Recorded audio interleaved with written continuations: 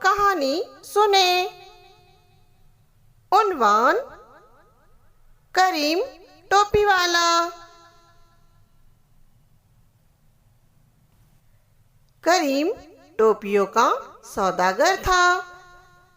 वो गांव-गांव घूमकर टोपियां बेचता था और इस तरह से सदा लगाता था।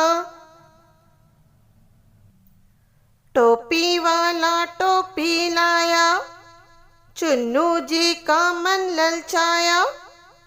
टोपी वाला टोपी लाया, चुन्नू जी का मन ललचाया। नीली पीली टोपी ले लो, सस्ती अच्छी टोपी ले लो।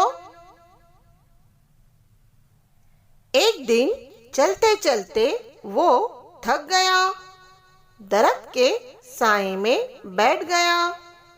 टोपी की गठड़ी बाजू में रखा और लेट गया। थोड़ी देर के बाद उसे नींद आ गई। उस दरख्त पर बंदरों का बसेरा था। एक बंदर नीचे आया, गठड़ी खोलकर टोपी निकाला और पहन लिया। दूसरे बंदरों ने भी उसकी नकल की। इस तरह तमाम बंदरों ने एक एक टोपी पहन ली। बंदर टोपी पहनकर बहुत खुश हुए, लगे उछलने कूदने। उनके शोरगुल से करीम जाग गया। देखा तो गठड़ी खाली थी। उसने दरख्त पर नजर डाली तो बात समझ में आई। बंदरों से टोपी लेना बड़ा मुश्किल काम था। करीम था होशियार। उसे मालूम था कि बंदर हर एक काम की नकल करते हैं।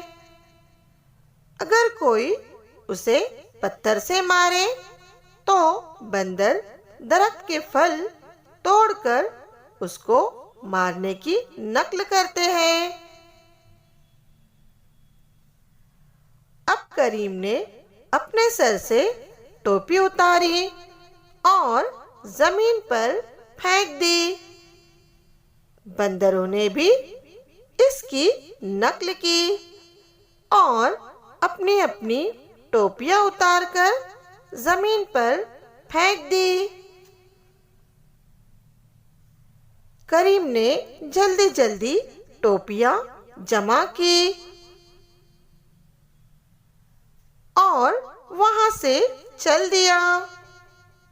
देखा बच्चों आपने, हमने इस कहानी से ये सबक सीखा कि अगर कोई मुसीबत आन पड़े तो हाजिर दिमागी से काम लेना चाहिए।